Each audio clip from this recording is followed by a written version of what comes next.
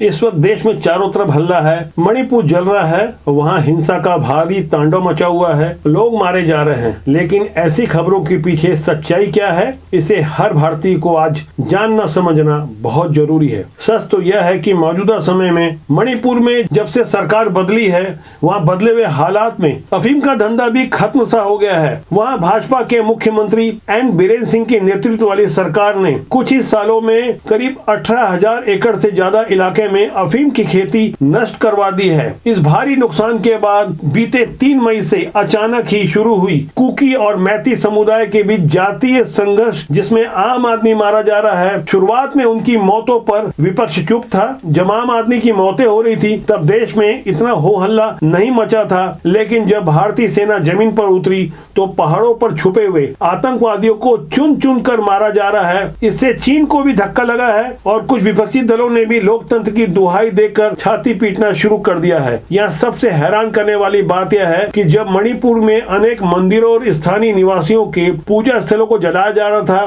तब सब चुप थे। यहाँ तक मेन स्ट्रीम की मीडिया भी जलते हुए मंदिरों की वीडियो नहीं दिखा रही थी। लेकिन मणिपुर हिंसा पर प्रमुख विपक्षी दलों में कांग्रेस की ओर से सोनिया गांधी, टीएमसी की ममता बनर्जी, शिवसेना के उद्धव ठाकरे, आप पार्टी के अरविंद केजरीवाल और समाजवादी पार्टी के अखिलेश यादव जैसे तमाम नेता लगातार हिंसा के इस तांडव पर आज दुख जता रहे हैं। जिस वक्त मणिपुर हिंसा की आग से जल रहा था, तभी भोपाल के कुछ मुस्लिम युवकों द्वारा एक हिंदू युवक के गले में पट्टा डालकर कुत्ता बनाकर घुमाने वाली घटना का वीडियो देश भर में खूब वायरल हुआ। उस पर विपक्ष की ओर से कोई ठोस प्रतिक्रिया नहीं आई। देश भर में चल रही ऐसी सेलेक्टेड पॉलिटिक्स के बीच मणिपुर हिंसा पर विपक्ष वास्तव में दुखी क्यों है, इस दुखी होने की असलियत को भी जानना समझना बहुत जरूरी है। दरअसल मणिपुर के मूल निवासी मैती आदिवासी हैं। देश की आजादी के पहले मणिपुर के राजाओं के बीच आपस में जमकर युद्ध होते थे। अनेक कमजोर मैती राजाओं ने युद्ध लड़ने के लिए अपनी सेना में पड़ोस के देश म्यांमार से बड़ी संख्या में कुकी और रोहिंग्या हमलावरों को भारत बुलाया था। तब विदेशी रोहिंग्या और कुकी समुदाय ने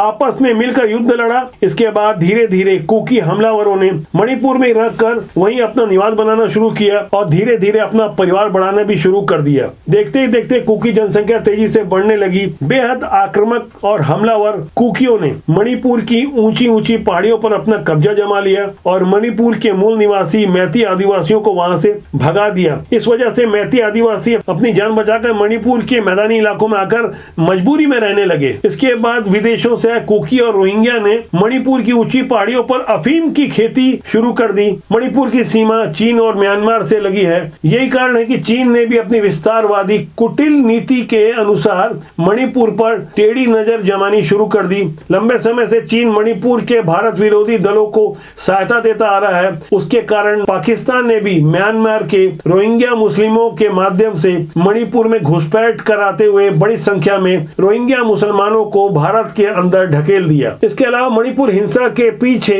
का षड्यंत्र ईसाई मिशनरियों से भी जुड़ा है, जिनके कारण मणिपुर के पिछड़े आदिवासी क्षेत्रों में करीब 2000 से ज्यादा चर्च बन चुके हैं।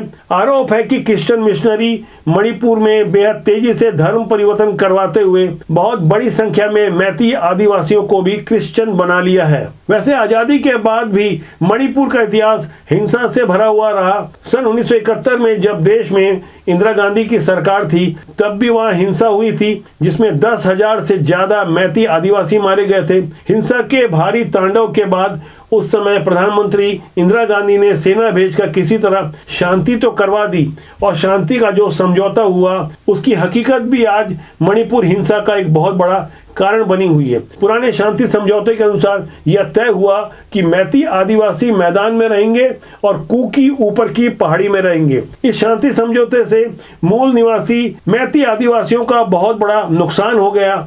धीरे धीरे कुकी, रोहिंग्या और नागा समाज के लोग मणिपुर की ऊंची पहाड़ियों पर अफीम की बेशुमार खेती करने लगे।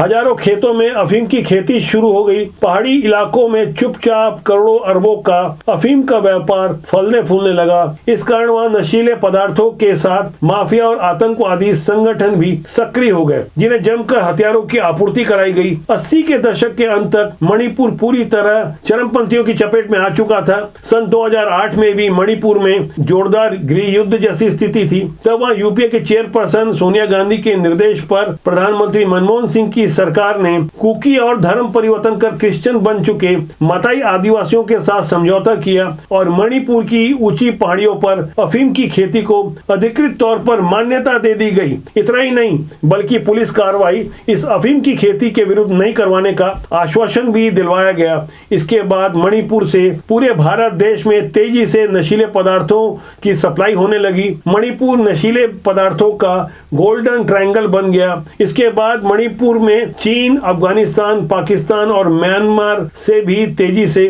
मदद मिलने लगी, जिसके बाद वहां अफीम की खेती और तेजी से उगाई जाने लगी। यहाँ अफीम का कारोबार बढ़ने पर भारत के अन्य राज्यों में भी अफीम भेजा जाने लगा। खासकर पंजाब जैसे राज्यों आज नशे के गिरफ्त में आ चुके हैं। इस विकराल समस्या के बाद कुछ परिवर्तन का दौर आया। 2014 में जब केंद्र में मोदी सरकार आई, तब उसके बाद अलगाववाद की दिशा में बढ़ रहे ऐसे राज्यों की पहचान की गई जहां धर्मांतरण के कारण हिंदू समाज खतरे में दिखाई दे रहा था। पूर्वोत्तर के ऐसे राज्यों में असम, नागालैंड, मणिपुर, अरुणाचल प्रदेश के अलावा केरल, कर्नाटक, उत्तर प्रदेश, जम्मू कश्मीर, तमिलनाडु में केंद्र की ओर से गोपनीय तरीके से कुछ अलग ही काम शुरू करवाया गया। वहां स्थानीय जनता को जागरूक किया गया और ऐसे ही परिवर्तन के दौर में 2023 में भारतीय जनता पार्टी को पहली बार मणिपुर में सफलता मिली और कांग्रेस से बीजेपी में आए वीरेंद्र सिंह को भारतीय जनता पार्टी ने मुख्यमंत्री बना दिया। तब मैती समाज का नेतृत्व करने वाले मुख्यमंत्री बीरेंद्र सिंह 30 वर्षों से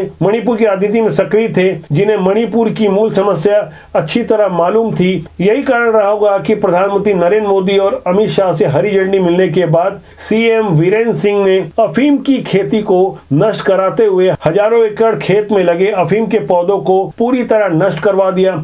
इससे कुकी और क्रिश्चियन मिशनरी रोहिंग्या के साथ चीन और पाकिस्तान में भी खलबली मच गई। ऐसी देश विरोधी ताकतें मणिपुर में हर हाल में दोबारा अफीम की खेती शुरू करवाना चाहती है। मणिपुर हिंसा के पीछे सबसे गौर करने वाली बात यह भी है कि आजादी से पहले मैती समाज को आदिवासी समाज का दर्जा हासिल था। तब मैती एसटी वर्ग में आते थे, लेकिन आजादी के कुछ समय बाद चीन के प्रभाव में मैती समाज को एसटी वर्ग से निकाल दिया गया, जबकि क्रिश्चियन मिशनरी और कुकी समुदाय को एसटी का दर्जा दे दिया गया। ऐसे हैरान करने वाले फैसले से जाहिर तौर पर मैती समाज में आक्रोश फैला और इसी आक्रोश के कारण निरंतर हिंसक प्रदर्शन होने लगे, जिस कारण बार बार मणिपुर हिंसा से जलता रहा। जबकि मैती समाज की ओर से साल 2010 में हाई कोर्ट में एक याचिका दायर की गई थी, जिसका फैसला 2023 में मैती समाज के पक्ष में आया। मैती समाज के दावे को मंजूर करते हुए दोबारा आदिवासी वर्ग में शामिल करने का हाई कोर्ट से आदेश जारी हो गया, जिसका विरोध आज मणिपुर में हो रहा है। यहाँ गौर करने वाली बात यह है कि जहाँ पहले ही धर्म बदलकर क्रिश्चियन बन चुके लोग और कुकी हमलावर अफीम की खेती बंद होने के कारण आक्रोशित थे, इसके अलावा मिशनरीज के धर्म प्रसार पर भी रोक लग गई थी, जिससे नाराज होकर हाई कोर्ट के आदेश के विरुद्ध मणिपुर को आग में झोंक दिया गया। आज मणिपुर में जो हिंसा दिखाई दे रही है, उसका दूसरा पहलू यह भी है, अपने अधिकारों के विरुद्ध आवाज उठाने वालों से आक्रोशित मैती समाज का आक्रोश इस कदर बढ़ा कि क्रिश्चियन मिशनरी के लगभग 300 चर्च तोड़कर नष्ट कर दिए गए और बड़ी संख्या में कुकी समुदाय के लोगों को पहाड़ से भगा दिया गया। मणिपुर हिंसा की इस असल हकीकत के बारे में आपकी क्या राय है? राष्ट्रबोध को सब्सक्राइब करने के साथ इस पे कमेंट जरूर कीजिएगा। Bureau report, राष्ट्रबोध।